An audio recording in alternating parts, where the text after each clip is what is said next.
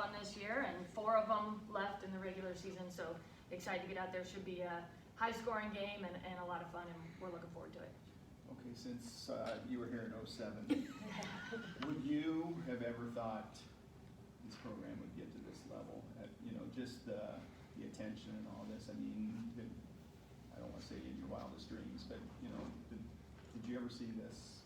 Yeah, I mean, probably not exactly the way it's played out and where it is today. I mean, I believe Caitlin was discussed as Super Bowl media days yesterday, so that type of thing is really kind of mind-boggling. But I do think, just the growth each year, with this program and women's basketball as a whole, I don't think I could step back that far ago and project it, but you could see it happening year after year. And I think the coolest part about it for me is just having been a player on one of Lisa's teams, earlier teams, and being with her the whole way as a staff member, really understanding that she's done it, with her values in mind and the way that she believes in coaching women the entire way. And so to see it take off and be here now has been a really rewarding thing to be a part of and to be able to witness.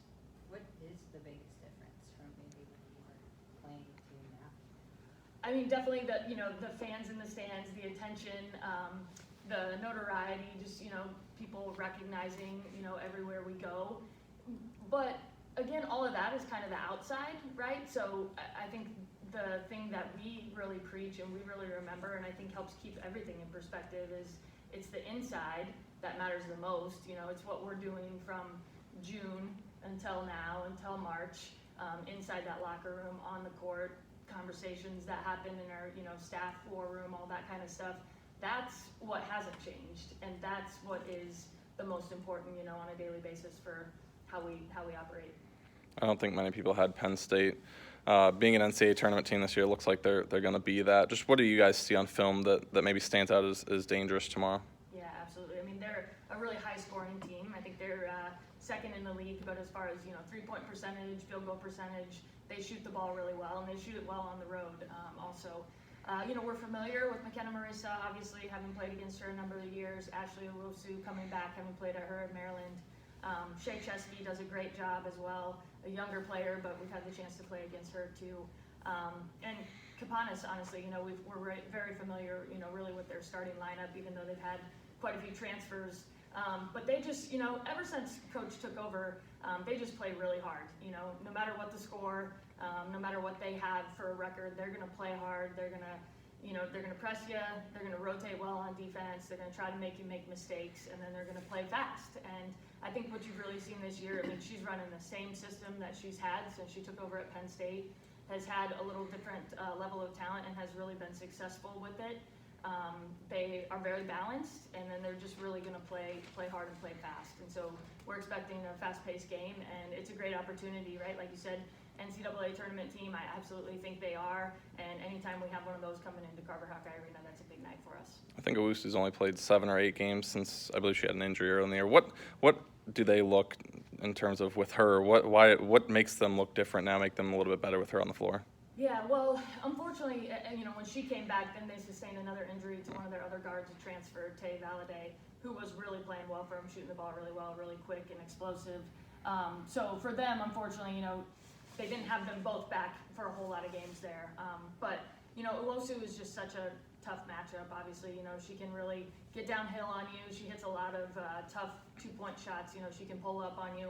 And so it's just one of those things where you got to do your best to keep making her take tough shots, knowing that she's still going to put up probably 12, 15, 18. I think she's averaging. So we're going to work as hard as we can on her. We have a couple things that we're going to try to do to help out there. But she's just a tremendous player, and it'll be a big matchup for us.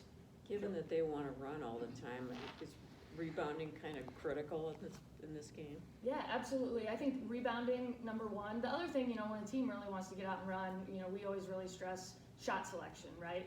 So the better you shoot, obviously, the more you slow them down, the fewer opportunities they have to really push on those missed baskets. So you got to really take care of the ball, and then you got to hunt for good shots to make sure you're shooting, a high percentage, and that helps limit them as that is. I think we've done a pretty good job taking care of the ball this year. We feel confident even going up against their press, but it's going to be one of the more aggressive presses that we've faced in the Big Ten. Kelsey Plum said the other day that when she was pursuing the national scoring record, she was basically miserable. She felt like she was under a lot of pressure.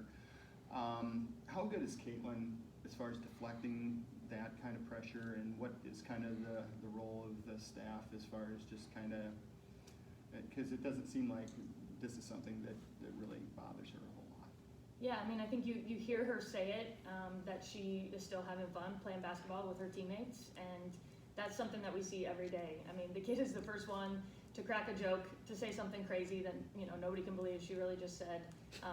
And, even when she makes, a steal and a layup on the other end, it's in practice with no one in the arena, she's still going to go crazy and have a blast with her teammates celebrating that kind of thing. And so, yeah, I mean, I think it's just kind of that simple, and I think it's always been kind of that simple with our staff and our team and our program too, is, they put a lot into basketball, we put a lot into this.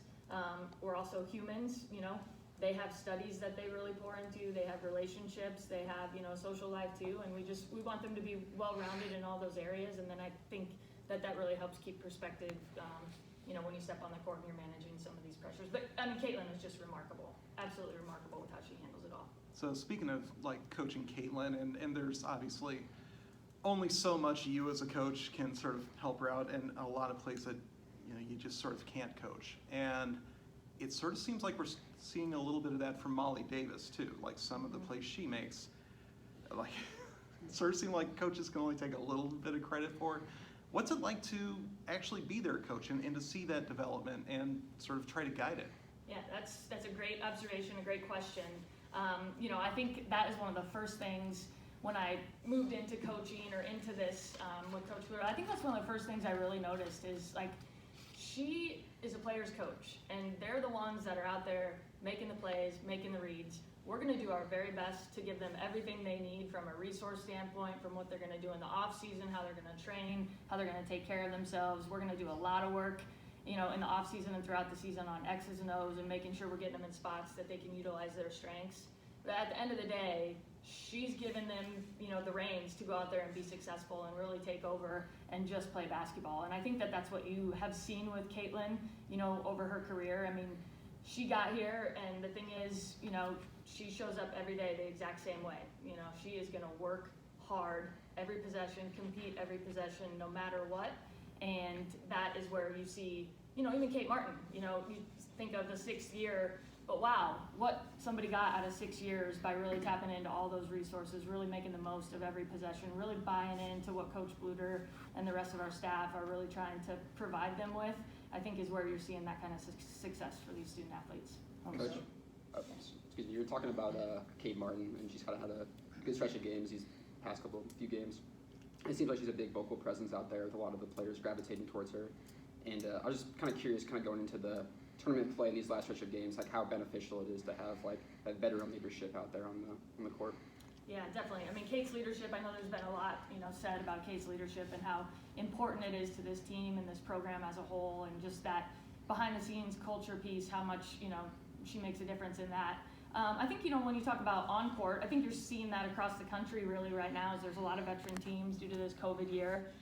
And that just goes a long ways, especially in you see the Maryland type of situation, right? We come out, we get a bad start, we can't get a layup to go, we're in front of 18,000 people on national television. There's a lot of times that might, affect a team, affect a staff differently. This team, I think, has been in a lot of situations over the years together to be able to withstand that mentally. And I think Kate is a huge part of that, when they come to the timeouts, when they come to the huddle. I think she has, just that veteran voice and ability to kind of refocus her teammates and get ready for the next time out.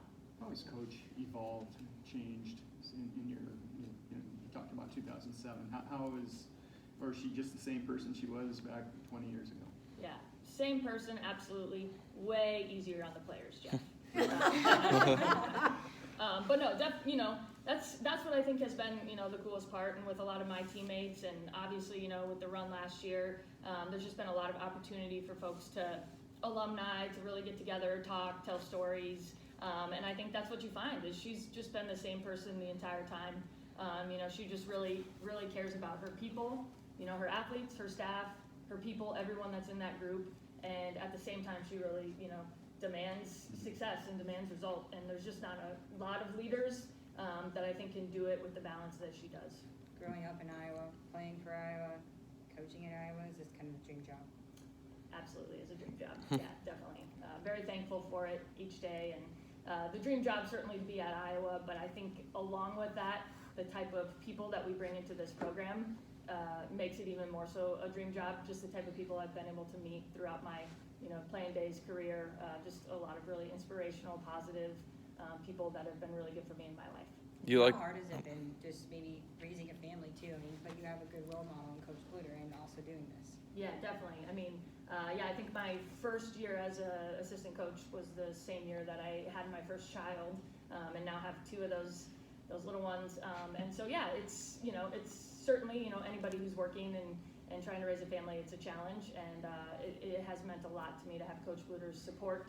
And a lot of things that when you're in the locker room you don't necessarily have the perspective to appreciate as much as you do once you're outside of it. But yeah, definitely think back to some of those days when she was running around and with her 3 kids, and just have a lot more appreciation for what she's done. You guys like to go fast offensively. Penn State's another team that likes to go fast. Do you guys like matching up against a team that likes to run with you, or would you rather try to get a team out of their comfort zone if they like to run slower?